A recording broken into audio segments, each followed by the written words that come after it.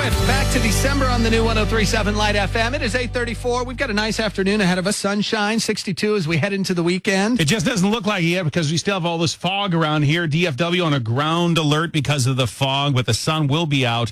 62 for a high, and by next week, we're close to 80 again. Surprisingly, Lance Armstrong has kind of become a thing of the past because of all the Manti Te'o talk. The greatest thing that ever happened to Lance was this guy from Notre Dame. Yeah, I think he probably paid him off or paid whoever was behind this hoax off to go, hey, I need to be out of the spotlight for a little bit.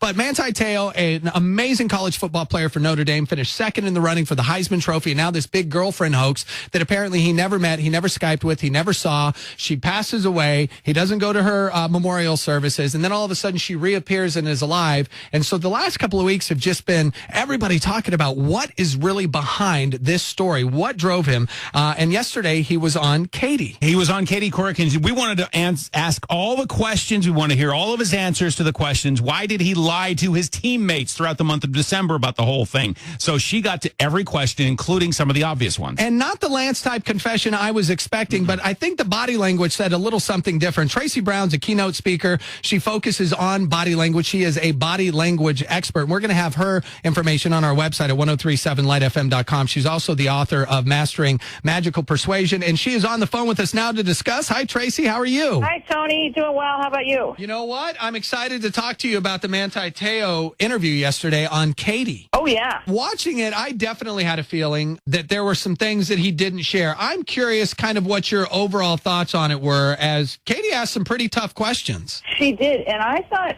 he told a lot of truth. I think the most evident truth that I saw was that he actually didn't create the whole situation, but that he did perpetuate it, and that's really where his lie starts. So in your role as a body language expert, you think he lied during this interview? Oh, yeah, for sure. The biggest tell that he gave away that said, okay, wait, something's not right here, is when she asked about how he felt when he found out that she was alive. And at that point, he smiled really big, and he said, I was angry. And I went, wait a minute, something's wrong there. There's some incongruency, because nobody smiles when they found out that their girlfriend, he thinks she's dead, and then she's alive, and he says he's angry, and he smiles? What is that? That's kind of when, for me, I went, I'm not buying into this. But the question I wanted her to ask him was about his sexuality. What did you think to his response when she asked him if he was gay? I thought that, because he nodded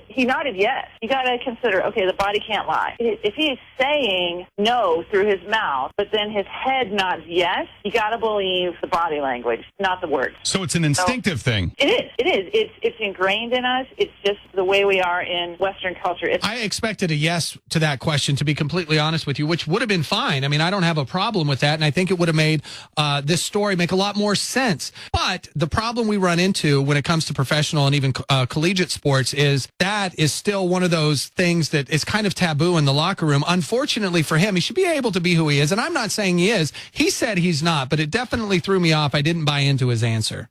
I didn't fully either. It could also come down to dollar signs, because he is supposed to be a very high round draft pick. And if it came out that he is gay, does that knock him down in the draft? Oh, that's millions and millions and millions of dollars potentially lost. And again, unfortunately, that in society today, we're still looking at it that way. And I hope we get over the hump. And I hope that whatever he needs to find within himself to get through what he's dealing with, he can deal with. I don't think this story is done yet, and I think there's more to come. We'll definitely have to stay tuned. Absolutely. It's going to be fascinating to see what comes out. You know, maybe we see more of it, maybe we don't, but at least we know that he's got some incongruency, and if it comes out, great. If not, you know, he's the one that is going to live with that. We'll all just take everything he says with a grain of salt when we see him in the NFL. Traci Brown, thank you so much for your professional and expert opinion on this. We appreciate it. You are very welcome. Call me anytime. Will do, and we'll have our info on our website at 1037lightfm.com. What's kind of funny about this is you can actually